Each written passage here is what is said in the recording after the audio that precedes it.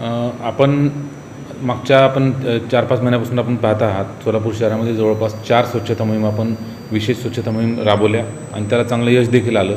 परंतु आपली विशेष स्वच्छता मोहीम 3.0 जी होती त्याच्यामध्ये आपला जो उद्दिष्ट होतं की शहरातले सर्व जे ब्लॅक स्पॉट आपण त्याला म्हणतो किंवा गार्बेज व्हल्नरेबल पॉईंट्स अशा ठिकाणी ते आपण निर्मूलन करण्यासाठी आपण 3.0मध्ये उद्दिष्ट ठेवलं होतं.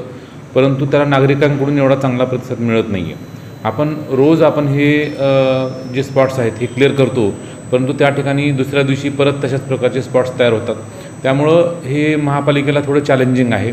त्यामुळे आता याच्यामध्ये आम्ही दंडात्मक कारवाई सुरू केलेली आहे आणि जे नागरिक त्या ठिकाणी सार्वजनिक ठिकाणी कचरा टाकताना आढळतील तर अशा नागरिकांवरती आम्ही 150 रुपये एका वेळचे दंडाची तरतूद आम्ही ठेवलेली आहे.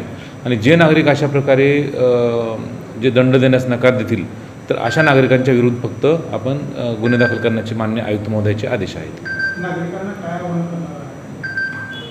नागरिकांना आव्हान असं राहील आमचं की आपल्या घंटागाड्या ज्या आहेत या घंटागाड्या आपल्याकडे येत आहेत.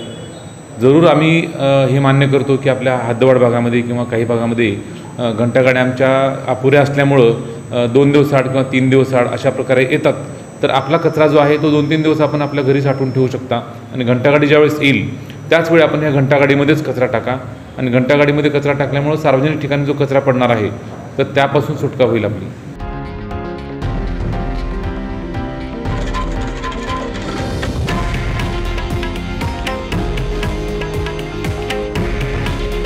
हे आहे देशातील नंबर 1 न्यूज नेटवर्क आणि आपण पाहत आहात TV9 मराठी.